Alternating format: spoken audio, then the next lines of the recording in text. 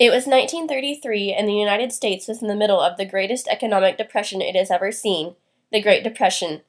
1 out of every 4 people was unemployed, and incomes and prices dropped as well, making money hard to come by. People were starving, and America needed reform. President Franklin Delano Roosevelt decided to implement new policy to help the United States. He called his programs the New Deal, and they were designed to help the country out of the Depression by providing relief, recovery, and reform. The first act in the New Deal was the Emergency Banking Act in March 1933. It allowed people to exchange gold, checks, bonds, and other currency substitutes for coin or cash, and forced banks to operate under government regulations. It was an attempt to remedy banking failures, and succeeded in that over half the money was soon redeposited in the banks, and the stock markets rose, starting the flow of money back through the economy. The Economy Act was passed a few days later. Its goal was to balance the budget by cutting government spending such as federal employees' salaries and veterans' pensions. Several agencies and organizations were created to assist the severely destitute by employment or aid. These included the WPA, or Works Progress Administration, the CCC, or Civilian Conservation Corps, and the NYA, or National Youth Administration, among others. These organizations provided jobs for young or disadvantaged people in public works or other projects, and were important to the success of the New Deal because they were paying people to accomplish useful tasks, thus raising employment and being productive in ways such as sponsoring welfare programs like free lunches for impoverished rural communities.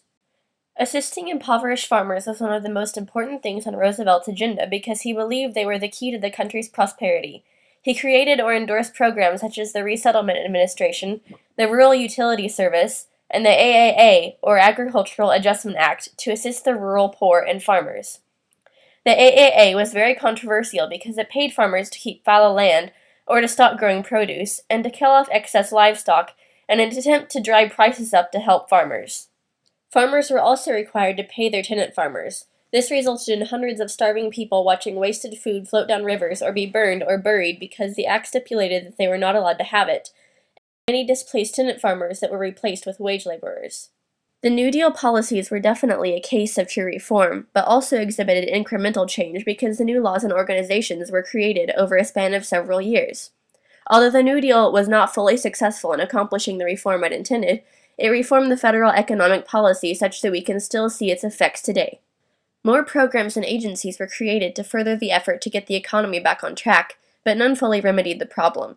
Although some programs helped the economy considerably, the need for production and labor in World War II was what finally brought the U.S. out of the Great Depression. However, the precedent that FDR set for welfare and aid programs permanently changed the government's outlook on economic policy. It would ultimately continue to become more liberal, jumping in to help its own people and those in other countries instead of leaving them to fend for themselves, dragging the U.S. government further and further into debt with social programs. The New Deal policies are important in that they altered the way the federal government treats economics.